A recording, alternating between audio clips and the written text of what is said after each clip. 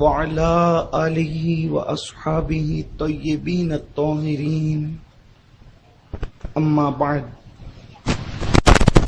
أعوذ بالله من الشيطان الرجيم بسم الله الرحمن الرحيم لقد كان لكم في رسول الله أسوة حسنة صدق الله العظيم غوث اعظم بمنی بے سرو ساما مدد کعبہ ایمان مدد بگیرداب بلا افتاد کشتی ضعیفان شکستہ رات پشتی بحق کے خواجہ عثمان ہارون مدد کن یا معین الدین چشتی مدد کن یا معین الدین چشتی مدد کن یا معین الدین چشتی. سب مل کر محسن انسانیت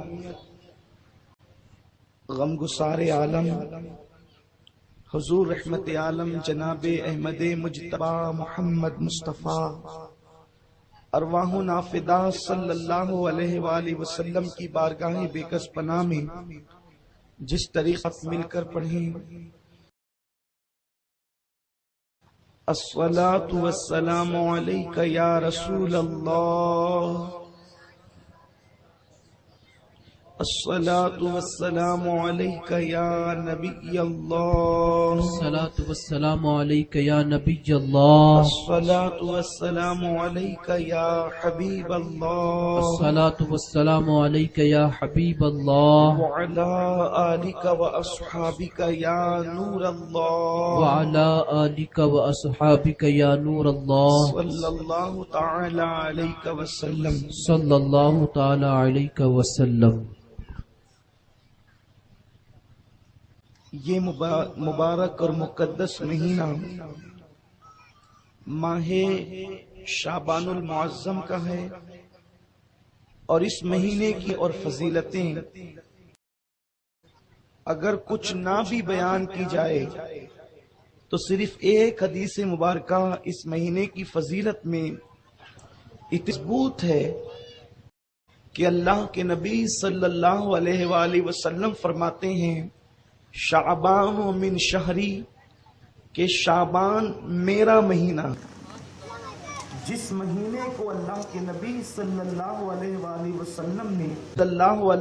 وسلم نے کہا وہ ماہ مبارک کی برکتیں کیا ہوگی. اور جو آنے والی شب ہے اس کو شب برات ہم اور آپ کہتے ہیں. شب برات مطلب آزادات، اور اس شب کا نام آزادی کی رات اس لیے رکھا گیا کہ اس رات اللہ کے نبی صلی اللہ علیہ وآلہ وسلم نے اللہ کے بندوں کو جہنم سے آزادی کا مشدہ عطا فرمایا. سرکار ابد قرار روح فدا صلی اللہ علیہ وسلم جن کا عمل ہمارے لیے آئیڈیل ہے، جن کا فرمان ہمارے لیے قانون ہے، جن کے پیچھے چلنا ہمارے لیے اللہ تک پہنچنے کا ذریعہ ہے، وہ رسول ہاشمی رحمت تمام آقائے مدینہ صلی اللہ علیہ وسلم فرماتے ہیں کہ شعبان کی 15ویں شب میں اللہ تبارک و تعالی بنو کلب کی بکریوں کے بالوں کی تعداد کے برابر اپنے بندوں کو جہنم سے آزاد فرماتا ہے، اور اسی آزادی کی بنیاد پر اس کو لیلۃ البرات کہا گیا ہے، آزادی کی رات. میرے پیارے آقا دیوانوں، یہاں پر اس وقت کچھ لوگوں کو مغالطہ ہے کہ آخر یہ شب برات کا ثبوت کہاں سے ہے، شب برات کہاں سے ہے. اول چیز تو یہ ہے کہ ہم نے جب سے آنکھ کھولی تب سے، ہمارے باپ داداؤں نے تب سے آنکھ کھولی تب سے، ان کے باپ داداؤں نے آنکھ کھولی تب سے ہم دیکھ رہے ہیں کہ ہمارے اسلاف مسلسل شب برات کو مناتے چلے آ رہے ہیں. یعنی جو دور رسالت سے قریب سے قریب تر تھا، اس دور میں شب برات کو منایا جاتا تھا، یعنی 15ویں شب کو اللہ تعالی کی عبادت کی جاتی تھی، نوافل کا اہتمام کیا جاتا تھا، رب کی بارگاہ میں توبہ اور استغفار کیا جاتا تھا۔ میرے پیارے آقا صلی اللہ علیہ وسلم کے پیارے دیوانوں، لیکن کم نصیبی یہ ہے کہ جیسے جیسے زمانہ، جیسے جیسے لوگ اللہ کے نبی صلی اللہ علیہ وسلم سے دور ہوتے جا رہے ہیں، آقائے کریم کے زمانے سے زمانہ دور ہوتا جا رہا ہے، محرومیاں بڑھتی جا رہی ہے، اسلام سے تعلق کمزور سے کمزور تر ہوتا جا رہا ہے۔ اس درمیان میں شیطان نے ہمارے درمیان ایسے فتنے، فسق و فجور پیدا کر دیے کہ اب شکوک و شبہات پیدا ہو رہے ہیں۔ میرے پیارے آقا صلی اللہ علیہ وسلم کے پیارے دیوانوں، جہاں تک بات ہے کیا شب برات صحابہ کرام نے منائی، میں آپ سے عرض کروں گا بات یہی تو ہے۔ ہم نے دراصل حدیث کا مطالعہ نہیں کیا، احادیث پر نگاہیں ہماری نہیں ہے۔ اگر ہم قرآن اور حدیث کا بڑی باریک بینی کے ساتھ مطالعہ کریں گے تو پتہ چلے گا۔ آپ دیکھیں، ایک مثال کے ذریعے سے سمجھاتا ہوں کہ ایک مرتبہ اللہ کے نبی صلی اللہ علیہ وآلہ وسلم کی محفل میں ایک بدبو ظاہر ہوئی، ایک بھیانک بدبو ظاہر ہوئی۔ آقا کریم صلی اللہ علیہ وسلم کے صحابہ اس بدبو سے بے چین ہو گئے۔ سرکار ہو،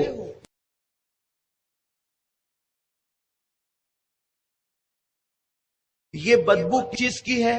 یہ جو بدبو آ رہی ہے یہ کس چیز کی آ رہی ہے؟ صحابہ نے عرض کیا اللہ جانے اور اس کا رسول جانے۔ دیکھیں صحابہ کا انداز کتنا حسین ہے، ان کا عقیدہ، ان کا نظریہ کتنا واضح ہے کہ وہ کسی بھی معاملے میں یہ ایمان رکھتے تھے کہ اللہ جانتا ہے اور اللہ کے بتائے سے اللہ کا محبوب جانتا ہے۔ اس لیے کہ جب کسی کو یار بنایا جاتا ہے تو اس سے ذات نہیں چھپائی جاتی تو بات کیا چھپائی جائے گی۔ تو اللہ نے اپنے محبوب کو بہت کچھ عطا کیا، بلکہ یہاں تک فرمایا اِنَّا أَعْطَيْنَاكَ الْكَوْثَرَ، اے محبوب ہم نے ساری کثرتیں تجھے عطا کر دی، بلکہ حبیب ہم بھی تیرے ہو گئے۔ آپ غور فرمائیں، جب خدا ان کا ہو جائے تو اب دنیا کی کون سی چیز ہے جو مصطفیٰ جان رحمت کی نہیں؟ تو آقا کریم صلی اللہ علیہ وسلم کے سوال کرنے پر میرے صحابہ یہ بدبو کائے کی ہے؟ صحابہ نے عرض کی آقا اللہ جانے اور اس کا رسول جانے۔ تو میرے آقا فرماتے ہیں یہ بدبو ایک غیبت کرنے والے کی بدبو ہے، غیبت کسی نے کی ہے اسی کی بدبو ہماری محفل میں ظاہر ہوئی۔ اب میں آپ سے پوچھتا ہوں، رسول اللہ صلی اللہ علیہ وسلم کی یہ صحیح حدیث، اس پر کسی کو کوئی کلام نہیں، آپ فرما رہے ہیں کہ یہ بدبو کی غیبت ہے۔ جیسے ہمارے درمیان کوئی کچرے کی کنڈی کو اکھاڑ دے تو بدبو آتی ہے، گٹر صاف کی جائے تو بدبو آتی ہے، اس وقت غیبت کی بدبو آئی، آج غیبت کی بدبو نہیں آتی۔ تو اس کا مطلب یہ ہے کہ آج مسلمان غیبت سے پاک ہیں، کسی گلی میں غیبت نہیں ہو رہی ہے، کسی گلی میں غیبت نہیں ہو رہی ہے، کسی گھر میں غیبت نہیں ہو رہی ہے، کسی محلے میں غیبت نہیں ہو رہی ہے، غیبت کہیں نہیں ہو رہی ہے۔ بتائیں اگر کوئی یہ بات بڑے سے بڑا عالم کہے، بڑے سے بڑا شیخ الحدیث کہے، بڑے سے بڑا خطیب کہے، آپ کہیں گے ملا جی آپ کو حالات سے ناواقفیت ہے، آپ کو نہیں پتا، آپ غیبت کی ختم ہونے کی بات کرتے ہیں۔ ارے کل تک جو قوم غیبت سے روکتی تھی آج وہی اہل جبہ و دستار غیبت میں مبتلا ہیں، کل تک کے عورتیں غیبت کرتی تھی آج مرد بھی غیبت میں مبتلا ہیں۔ کل کے مقابلے میں رسول اللہ کا دور تو خیر القرون تھا، اس دور کے اندر سے زیادہ غیبت تو آج کے دور میں ہے۔ وہ کون بندہ ہے جو غیبت سے محفوظ نہیں؟ وہ کون ہے جو غیبت نہیں کرتا؟ غیبت کی ڈیفینیشن اتنی ہے کہ کسی مومن کے پیٹ پیچھے اس کے بارے میں ایسی بات کریں کہ اگر آپ اس کے منہ پہ کرتے تو اس کے دل کو تکلیف پہنچتی، اسی کا نام غیبت ہے۔ میرے پیارے آقا علیہ السلام کے پیارے دیوانوں، بتاؤ دنیا میں غیبت ہو رہی ہے کہ نہیں ہو رہی ہے؟ بتاؤ دنیا کے اندر غیبت ہے کہ نہیں ہے؟ گھر گھر غیبت عام ہے، گھر گھر جو ہے محلہ محلہ غیبت عام ہے، بلکہ اب تو اللہ کے گھر میں بیٹھ کر بھی غیبتیں ہوتی ہے، مسند درس پر بیٹھ کر بھی غیبت ہوتی ہے۔ پھر مجھے بتاؤ وہ بدبو کیوں نہیں آتی جو रसूलुल्लाह की महफिल में आई थी, वो महफिल रसूल में जो बदबू आई थी वो आज की महफिलों में क्यों नहीं आती? उसकी वजह यह है कि जो इंसान साफ सुथरे माहौल में रहता है और अचानक वो बदबूदार माहौल में चला जाए तो उसको बदबू का एहसास होता है। लेकिन इंसान अगर बदबूदार माहौल में रहते रहते इतना आदी हो जाता है बदबू का कि उसकी नाक के कीड़े मर जाते हैं, फिर उसको बदबू नहीं आती और वो वहां पर शान से जीता है। अच्छे माहौल से बदबू में आने वाला अपनी नाक पर हाथ रख करके आता है, लेकिन वो बंदा जो बदबू के माहौल में रहता है उसे बदबू का एहसास नहीं होता। तो सहाबा किराम का माहौल बदबू से पाक था, इसलिए गीबत से पाक था, इसलिए उन्हें गीबत की बदबू आ गई। और आज का माशरा गीबत गीबत गीबत इतनी बदबू पहले से मौजूद है कि अब हमारी नाक उस बदबू को, गीबत की बदबू को महसूस नहीं करती। तो अब ये कहना कि सहाबा की महफिल में गीबत की बदबू आई थी, अगर आज बदबू नहीं आती तो मैं नहीं मानता कि दुनिया में गीबत नहीं होती।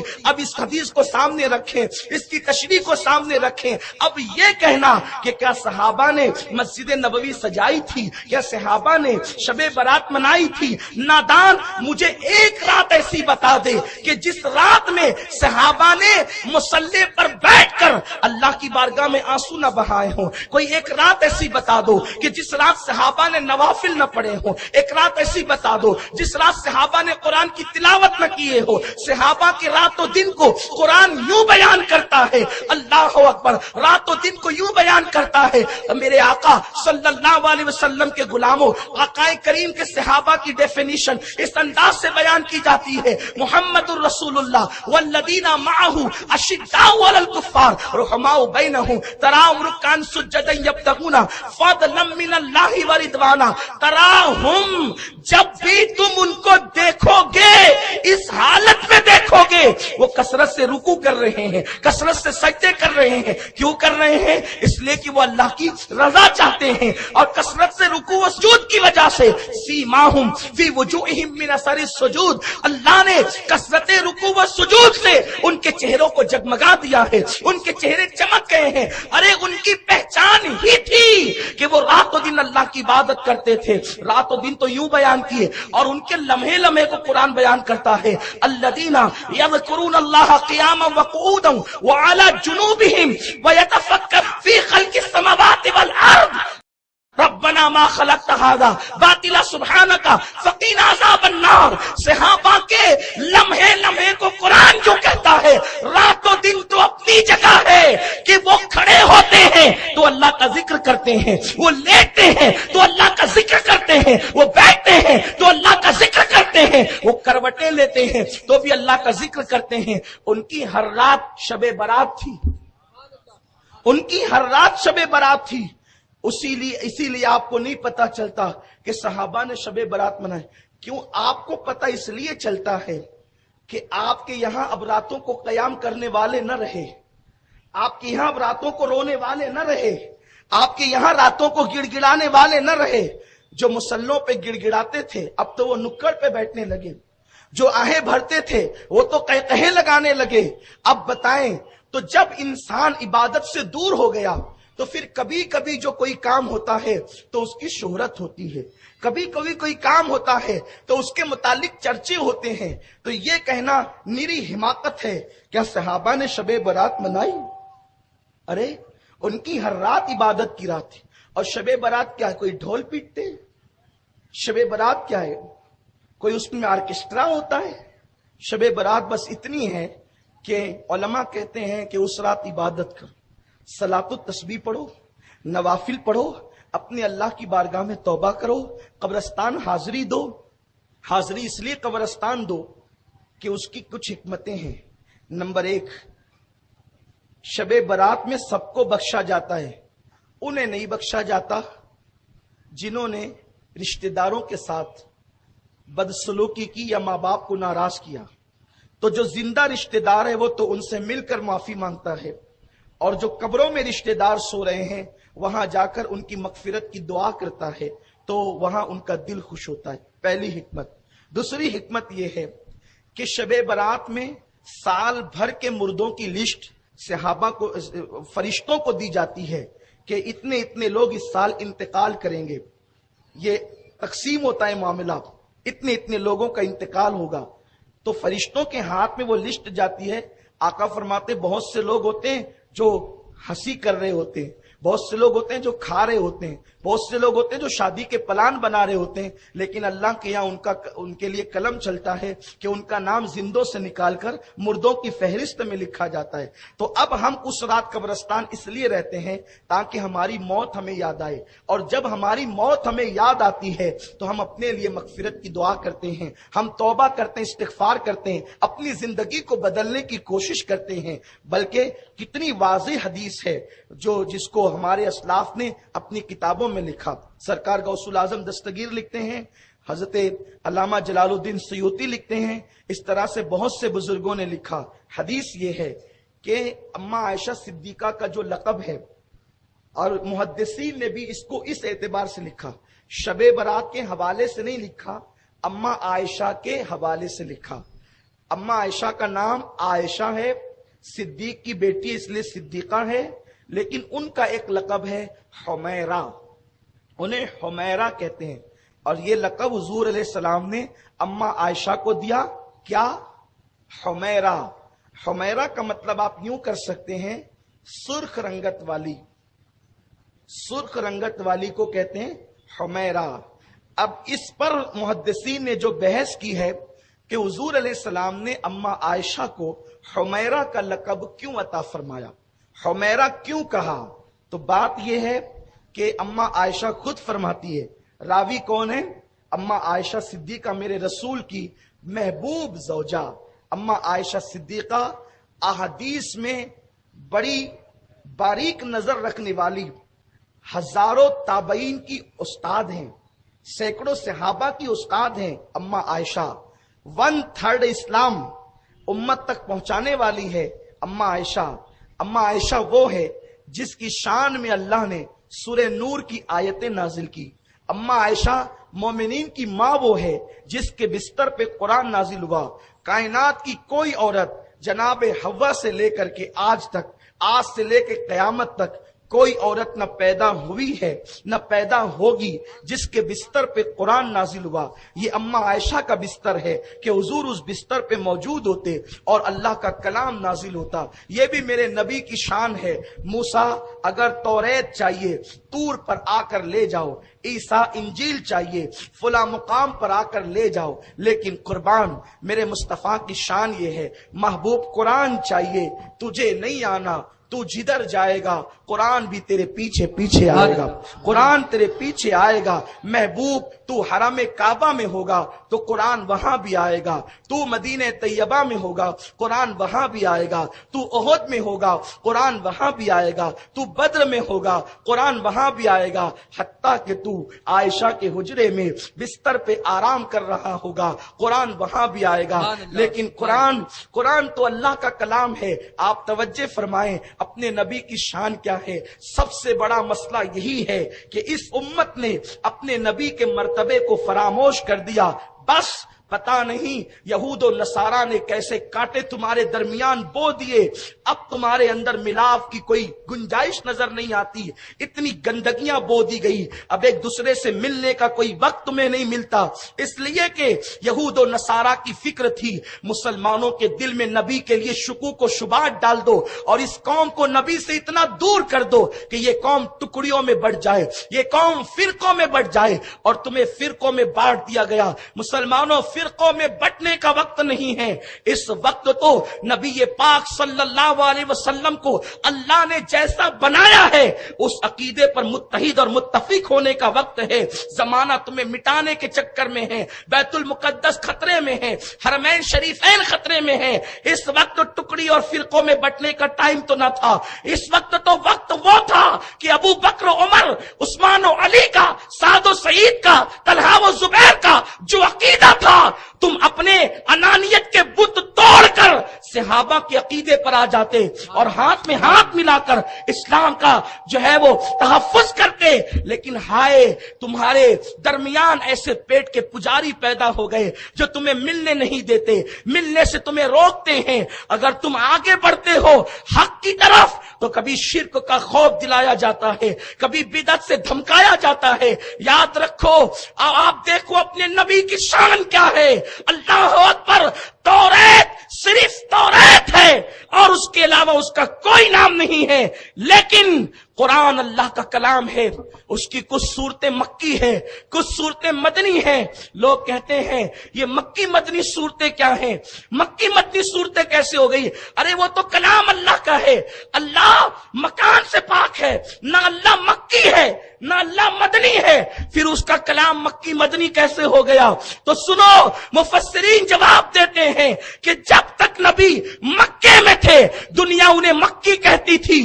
तो जो कुरान की सूरतें नाजिल हुई, अल्लाह ने कहा महबूब जब तक तू मक्की है मेरा कलाम भी मक्की है। और जब हिजरत करके मदीने चले गए महबूब अब तुम मदनी हो गया तो मेरा कलाम भी मदनी हो गया।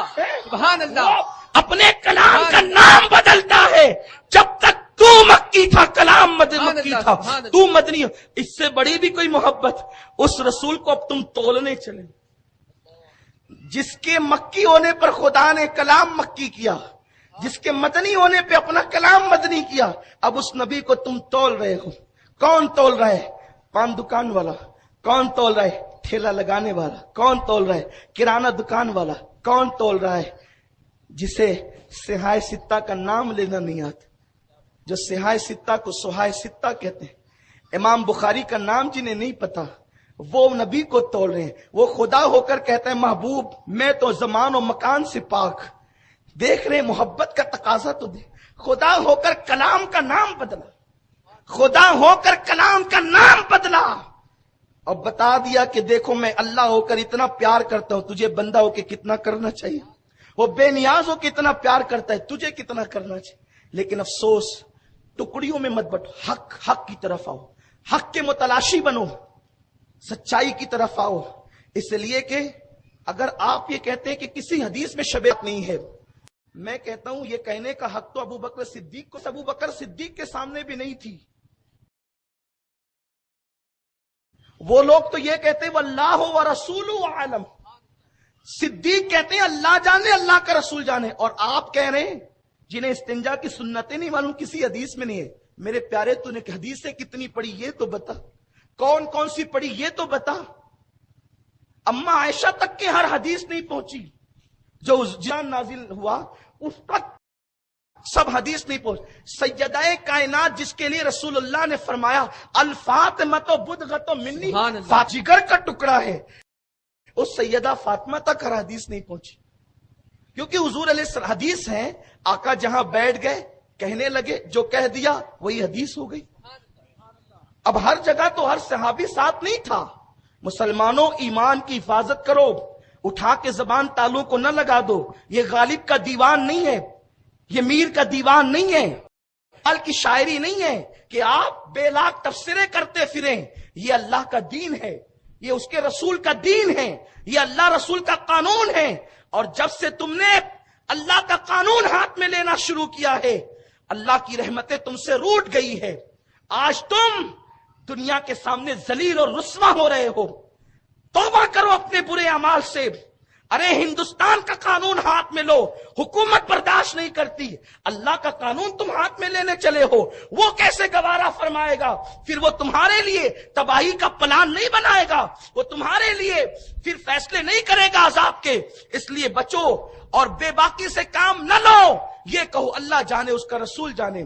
अर्ज कर रहा था अम्मा आयशा को हुमैरा का लकब कब मिला, इस पर मुहद्दिसीन ने बहस की। कहते हैं हुआ यूं कि एक रात अम्मा आयशा की बारी थी। हुजूर अलैहिस्सलाम सहाबा, हुजूर अलैहिस्सलाम अज़वाज मुतहरात के घर में बारी बारी रहते थे। एक दिन इसके यहाँ और एक रात, एक दिन उसके यहाँ और एक रात, ऐसे तकसीम थी। तो अम्मा आयशा खुद फरमाती हैं कि मेरे घर हुजूर की बारी थी। आज मेरे मुकद्दर चमके थे कि नबी पाक अल्लाह के महबूब मेरे घर आए थे, हुजूर मेरे घर तशरीफ रखते थे। लेकिन मैं ये चाहती थी कि کہ آج حضور مجھے شرف بخشیں. ہمارا مسلک ادب ہے. ہم لوگ جب بھی بات حدیث کی اور صحابہ اور ازواج مطہرات کی کرتے ہیں تو ہم پھر ایکٹنگ نہیں کرتے. ہم تو الفاظ ڈھونڈتے ہیں. ہم الفاظ ڈھونڈتے ہیں کہ آخر کون سے الفاظ ملیں جس میں ادب سے ادب کی طرف الفاظ ہمیں منتقل کریں, ہمیں اس طرف ڈھالیں. اور خدا کی قسم ہم الفاظ کا انتخاب اپنے علم اور سمجھ کے مطابق وہ کرنا چاہتے ہیں جس میں تعظیم کا پہلو زیادہ ہو, کیونکہ الدین کلہ ادب, دین مکمل ادب کا نام ہے. اما عائشہ کے بارے میں یہ کہنا کہ وہ تو بیمار نہیں ہوتی تھی اور بیمار ہونے کی ایکٹنگ کرتی تھی, یہ ہمارے یہاں نہیں ہے. ارے ایک عام عورت جو ایکٹنگ کرے اسے اچھا نہیں سمجھا جاتا.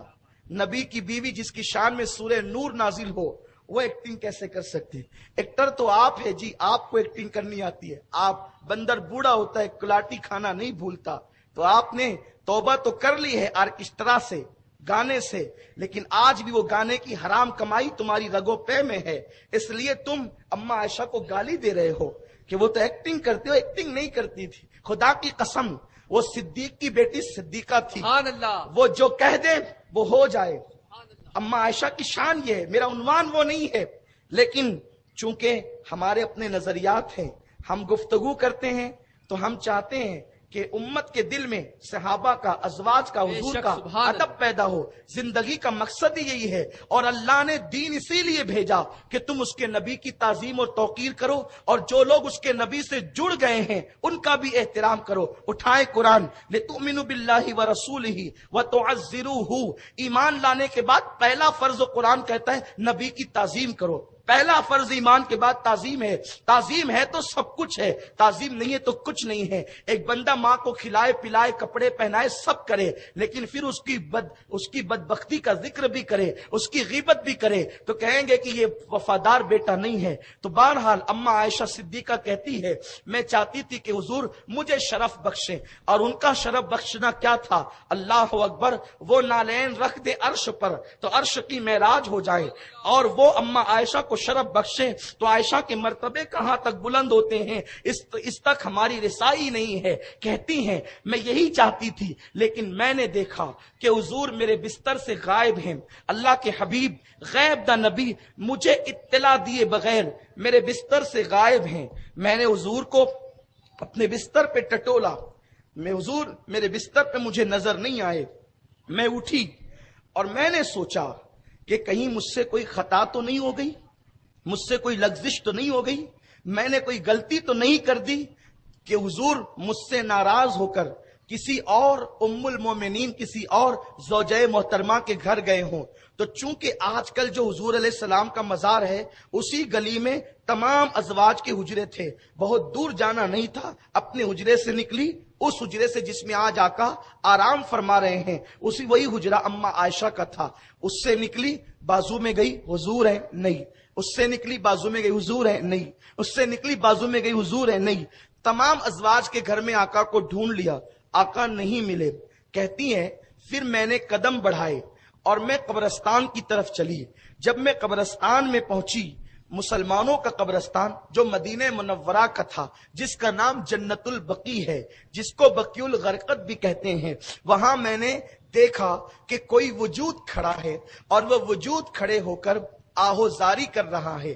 جب میں آگے بڑھی حضور کو میں نے پہچان لیا کہ آقا رو رہے ہیں اور اپنی امت کے لیے مغفرت کی دعا کر رہے ہیں. قبرستان میں اللہ کے نبی جا کر وہاں ہاتھ اٹھا کر مغفرت کی دعا کر رہے ہیں امت کے لیے. کون کہہ رہا ہے؟ یہ اما عائشہ کہہ رہی ہے. اگر قبروں کی طرف ہاتھ اٹھا کر اللہ سے دعا کرنا یہ شرک ہے تو نبی کے لیے آپ کا خیال کیا ہے؟ بیان کرنے والی اما عائشہ ہے اور اللہ اکبر نقل کرنے والے محدثین ہے. اما عائشہ کہتی جب میں نے دیکھ لیا کہ حضور ازواج کے گھروں میں نہیں بلکہ قبرستان میں امت کے لیے دعا کر رہے ہیں تو میں نے سوچا کہ آقا اگر مجھے دیکھ لیں تو کہیں ناراض نہ ہو جائیں. میں پلٹی, کہتی ہے میں پلٹی اور میں تیز تیز چلنے لگی, اور تیز تیز جب چلنے لگی تو میں نے سوچا کہ हुजूर अलैहिस्सलाम के मेरे हुजरे में पहुंचने से पहले मैं पहुंच जाऊं, क्योंकि हुजूर अलैहिस्सलाम ने अगर मुझे देख लिया कि मैं कब्रिस्तान तक हुजूर के पीछे पीछे आई तो कहीं आका मुझसे नाराज न हो जाएं। लेकिन वो रसूल जिसकी निगाहों से खुदा की जात न छुपी, उसकी निगाहों से अम्मा आयशा का आना और जाना क्या छुप सकता था। बुखारी शरीफ की हदीस है, इमाम बुखारी हदीस लाए हैं, आका फरमाते ओ मेरे सहाबा, जब मेरे पीछे नमाज पढ़ा करो तो रुकू और सुजूद सही सही तौर पे किया करो। ये इमाम बुखारी हदीस लाए। असहुल कुतुब बादा किताबिल्लाह कहते जब मेरे पीछे नमाज पढ़ो तो रुकू और सुजूद सही सही तौर पे किया करो, क्योंकि मैं तुम्हारा रुकू भी देखता हूं और मैं तुम्हारा खुशू भी देखता हूं। रुकू नाम है घुटनों पे हाथ रख के झुक जाना, नबी आगे हैं, कहते हैं मैं तुम्हारा रुकू भी देखता हूं। और ये नहीं कहा कि जब तुम नमाज पढ़ो, बल्कि नहीं, जब तुम मेरे पीछे नमाज पढ़ो तो उस वक्त रुकू सही तौर पे करो, मैं तुम्हारा रुकू भी देखता हूं। और जो दूसरा जुमला है तुम्हारा खुशू भी देखता हूं, ये खुशू किस चीज का नाम है? तो मुहद्दिसीन कहते हैं खुशू ये दिल की कैफियत का नाम है। खुशू उसको कहते हैं कि तुम अल्लाह की तरफ कितना ध्यान लगा रहे हो, इसको खुशू कहते हैं। अल्लाह की बारगाह में कितनी आजिज़ी कर रहे हो, इसको खुशू कहते हैं। आका कहते हैं बुखारी शरीफ की हदीस, मैं तुम्हारा रुकू भी देखता हूं और तुम्हारा खुशू भी देखता हूं। पता चला कि मैं तुम्हारे जाहिर को भी देखता हूं और मैं तुम्हारे दिल के ख्यालात को भी देखता हूं। ये इमाम बुखारी हदीस लाए, सही बुखारी की हदीस है। तो जो रसूल तुम्हारे दिल के ख्यालात को देख ले, वो अम्मा आयशा के आने जाने को न देखे। हुजूर पलटे, ये तेज तेज आई। और आप जानते हैं कि कोई ऐसा इंसान जिसका जिस्म भारी हो, समझ गए आप, जिस्म जिसका भारी हो, अम्मा आयशा का ख्याल जहन से निकाल दें। मिसाल के जरिए मोटे जिस्म वाला कोई मेरी तरह हो, अगर तेज हम चलें तो सांस फूलने लगती है ना, और अगर रंग गोरा हो तो चेहरा लाल हो जाता है। जो लोग तेज चलते हैं, गोरे रंग वाले मोटे लोग, ये एक मिसाल थी। अब इस मिसाल को छोड़ दें। अम्मा आयशा जिस्म के एतबार से अखीर उम्र की तरफ, जब आका करीम की जाहिरी आखिरी उम्र थी तो जिस्म मुबारक कुछ जो है वो बरकत वाला तो था ही, उसमें मजीद बरकतें हो गई थी। आप समझ गए मेरी बात को, क्या कहना चाहता हूं? अम्मा आयशा का जिस्म दुबला नहीं रह गया था, जिस्म बढ़ गया था। जब वो तेज तेज आई और तेज तेज चली तो आपकी सांसें फूलने लगी। आप हुजरे में आ गई खैर से, अल्हम्दुलिल्लाह हुजूर ने मुझे नहीं देखा, लेकिन चूंकि हुजरे में चल करके आई थी तेज तेज कदम, तो आपकी सांसें अभी अपने पर नहीं थी, आप सांसें ले रही थी और सांसें तेज लेने की वजह से आपका चेहरा सुर्ख हो गया था। तो मेरे सरकार हुजरे में आए और फरमाया ओ हुमैरा, ओ हुमैरा। सरकार ने उस रात अम्मा आयशा को क्या कहा, यानी उस वक्त तो उनका रंग सुर्ख हो गया था, लाल हो गया था तेज चलने की वजह से। कहा ओ हुमैरा, सुर्ख रंगत वाली।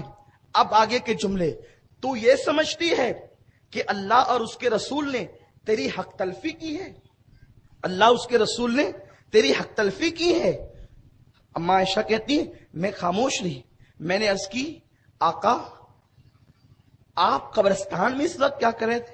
फरमाया आयशा क्या तुझे मालूम नहीं कि आज शाबान की 15वीं शब है? आज शाबान की 15वीं शब है। और शाबान की 15वीं शब को आप क्या कहते हैं? उसी को शबे बरात कहते हैं। आज शाबान की 15वीं शब है और इस रात अल्लाह आसमान दुनिया पे नुज़ूल इजलाल करता है और वो कहता है बंदो मांगो क्या मांगते हो, जो मांगोगे अता करूंगा। और आज की रात अल्लाह बनु कल्ब की बकरियों की बालों की तादाद के बराबर अपने बंदों को जहन्नम से आजाद फरमाता है।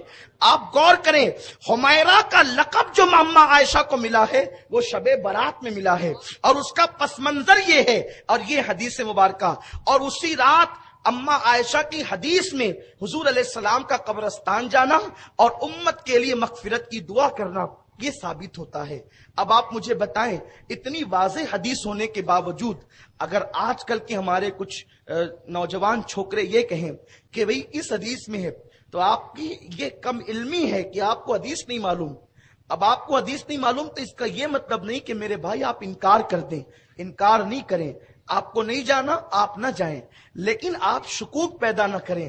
کل اللہ کی بارگاہ میں آپ نے جواب دینا ہے۔ اچھا آقا قبرستان گئے، حضور جہاں دعا کریں، آپ توجہ فرما رہے ہیں، توجہ آپ کی، حضور جہاں دعا کریں وہی دعا قبول ہو، کیونکہ سب کی دعائیں رحمت تلاش کرتی ہے اور رحمت میرے نبی کی دعا کو تلاش کرتی ہے۔ اہل سنت کے امام، ہمارے امام اہل سنت فرماتے ہیں کہ عنایت کا جوڑا، اجابت کا صحرا، دلہن بن کے نکلی دعائے محمد، اجابت نے جھک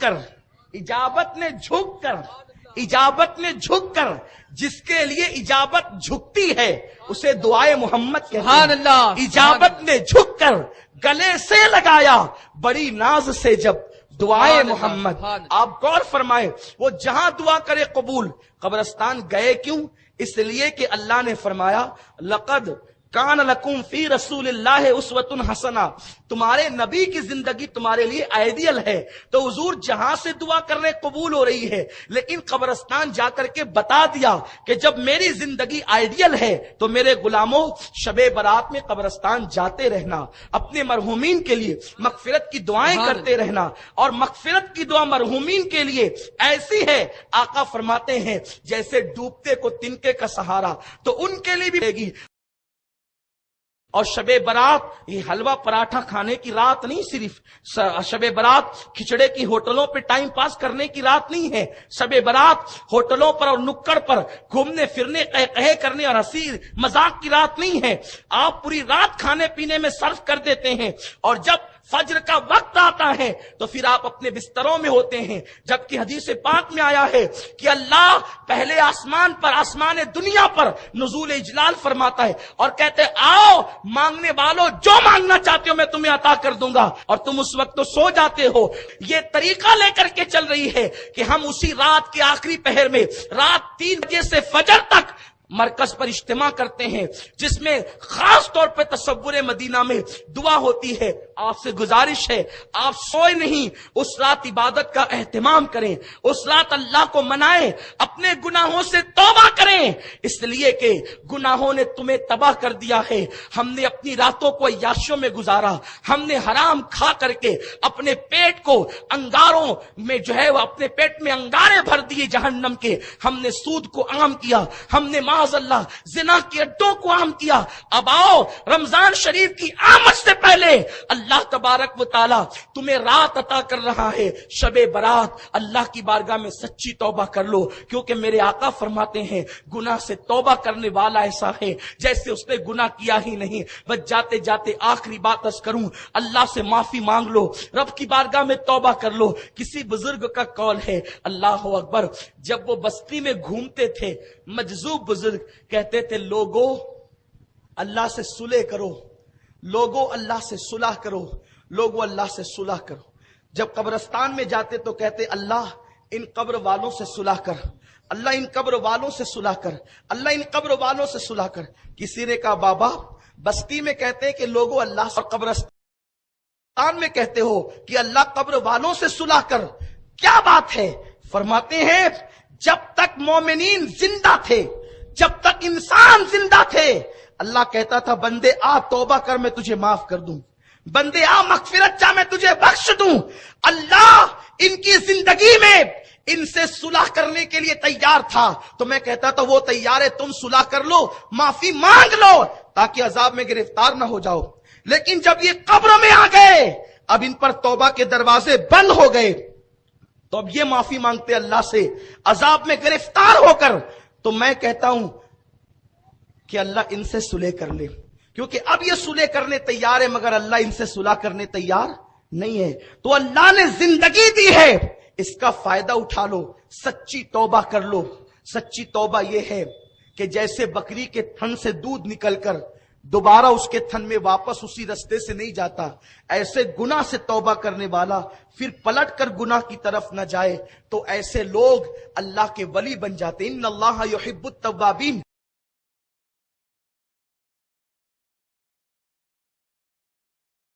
سے کیسے بن گئے؟ ایک شخص ہے جس کا نام ڈاکوؤں کی فہرست میں ہے، جس کا نام فضیل ابن عیاض ہے. فضیل ڈاکو وقت کا بڑا ڈاکو ہے. ایک مرتبہ جنگل میں ڈکیتی کے لیے نکلے. کوئی قرآن پڑھنے والا قاری قرآن پڑھ رہا ہے. کیا اب بھی ایمان والوں کے لیے، اللہ کے بندوں کے لیے وہ وقت نہیں آیا کہ وہ ان کے دل اللہ کی عبادت کے لیے، اللہ کے خوف سے جھک جائیں؟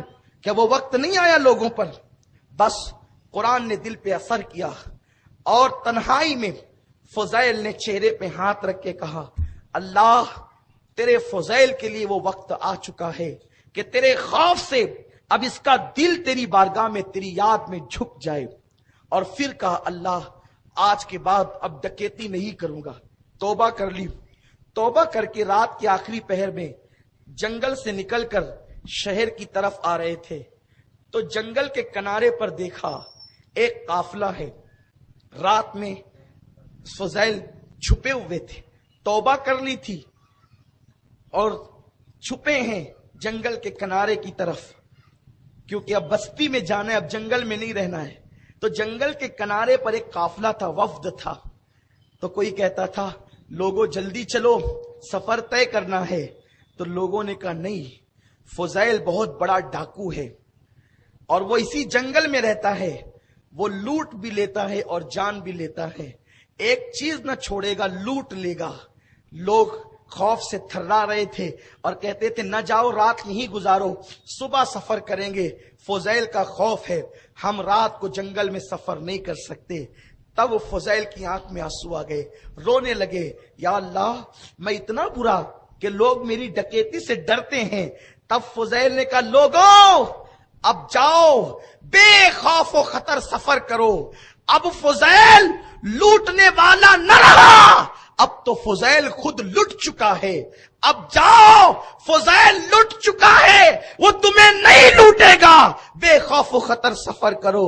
اور اتنا روئے، مولا مجھے معاف کر دے، مولا مجھے معاف کر دے. وہی فضیل ابن عیاض جب توبہ کرتے ہیں اور توبہ کر کے پھر مکۃ المکرمہ کا سفر کرتے ہیں، وہاں مجاوری اور جاروب کشی کرنے لگتے ہیں. پھر توبہ کے بعد اسی فضیل کی شان یہ ہو جاتی ہے کہ فضیل لاکھوں حدیثوں کے حافظ ہو جاتے ہیں، اللہ کے ولی ہو جاتے ہیں.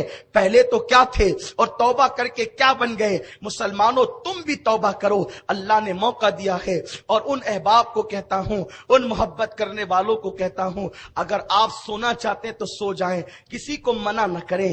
اس قوم کو اللہ کی بارگاہ میں جھکنے کا وقت نہیں ہے. انہیں جھک رہے ہیں شب برات میں، کم از کم ایک رات میں جھک رہے ہیں، ان کو جھکنے دو.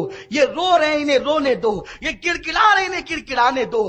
ذرا انصاف سے کام لینا صاحبو، کہ تم لوگ اب کہتے ہو کہ نفل پڑھنا بھی بدعت ہے. بتاؤ یہ نفل کب سے بدعت ہو گئی؟ اللہ کی عبادت بھی کوئی بدعت ہوتی ہے؟ قرآن تو یہ کہتا ہے وَمَا خَلَقْتُ الْجِنَّ وَالْإِنسَ إِلَّا لِيَعْبُدُونَ، انسان اور جنوں کو صرف اس لیے پیدا کیا کہ وہ عبادت کرے. اب عبادت بدعت کب سے ہو گئی؟ سوچو تو صحیح. ایسا نہ کرو، اس قوم کو اپنے اللہ سے رشتہ جوڑ لینے دو. یہ کہاں آتے ہیں؟ کم از کم شب برات کے بہانے، معراج کے بہانے، قدر کے بہانے مسجدوں میں آتے ہیں تو آنے دو. انہیں شکوک میں مبتلا نہ کرو. ارے مولا علی کا فرمان تو آپ کو بتاؤں، حیرت ہوگی.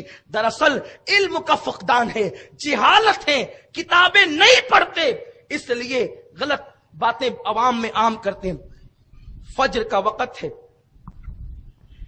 مولا کائنات مسجد میں نماز کے لیے آئے، بیٹھ گئے، وقت نکل گیا. وقت سمجھ رہے ہیں؟ وقت نکل گیا. ایک بندہ عوام میں سے آیا اور ابھی طلوع ہو رہا تھا سورج، نماز شروع کرنے لگا کہ جب سورج طلوع ہو تو اس وقت نماز نہیں پڑھنی چاہیے. یہ مسئلہ تو ہے نا، بولو ہے. لیکن مولا علی نے اس کو منع نہیں کیا. کس کو؟ وہ عوام میں سے جو شخص تھا اس کو منع نہیں کیا. آندری آپ نے اس کو پڑھنے دیا. مولا آپ باب مدینۃ العلم ہے، آپ نے اسے روکا کیوں نہیں؟ کیا آپ کو پتا نہیں کہ طلوع آفتاب کے وقت کوئی نماز نہیں پڑھنی چاہیے؟ دیکھو جو اہل علم ہے ان کے فتوے کا انداز کیا ہے، جو اہل علم ہے ان کی گفتگو کا انداز کیا ہے. کون علم؟ عالم نہیں، باب مدینۃ العلم. نبی کا شاگرد جس نے نبی پاک کی زبان چوس چوس کر علم حاصل کیا، وہ باب مدینۃ کہتے ہیں او مسئلہ بتانے والے، مجھے یہ مسئلہ معلوم ہے کہ طلوع آفتاب کے وقت نماز نہیں پڑھنی چاہیے، لیکن یہ بندہ عوام میں سے ہے، اگر میں اس کو ابھی روک دیتا نا پھر یہ نماز فجر کبھی نہیں پڑھتا، یعنی دن بھر اتنا بیزی ہو جاتا، مصروف ہو جاتا کہ یہ نماز فجر پھر چھوڑ دیتا۔ ارے طلوع کے وقت پڑھ رہا ہے، پڑھ تو رہا ہے، یہ باریکیاں خواص کے لیے ہے، یہ باریکیاں خواص کے لیے ہے، کب پڑھو کب نہ پڑھو، لیکن عوام جو اللہ کے ذکر سے غافل ہے، جو آتے ہی نہیں، تو فرماتے ممنوع وقت میں پڑھ رہا ہے لیکن پڑھ تو رہا ہے نا، اسے پڑھنے دے، یہ مولا علی کا فتویٰ ہے۔ آپ بتائیں اب اس حدیث کو امام اہل سنت نتیجہ خاص کرتے ہیں، اگر خواص کے نزدیک اللہ تبارک و تعالیٰ کا ذکر کرنا عوام کا طریقہ نامناسب ہو تو بھی عوام کو اللہ کے ذکر سے روکا نہ جائے، نامناسب طور پہ ذکر کر رہے ہیں لیکن کر تو رہے ہیں، اللہ کا ذکر کر تو رہے، جب نامناسب طور پر عوام اگر اللہ کا ذکر کریں تو انہیں منع نہیں کیا جائے گا، یہ مولا کائنات کا فتویٰ ہے۔ تو جو طریقہ حدیث سے ثابت ہو، جو طریقہ صحابہ سے ثابت ہو، اس پر کیوں منع کیا جائے گا؟ اس لیے لوگوں کسی کی بات پہ کان نہ دھرو، اپنے اللہ سے مغفرت کا سوال کرو، اللہ تمہاری ہماری سب کی مغفرت فرمائے۔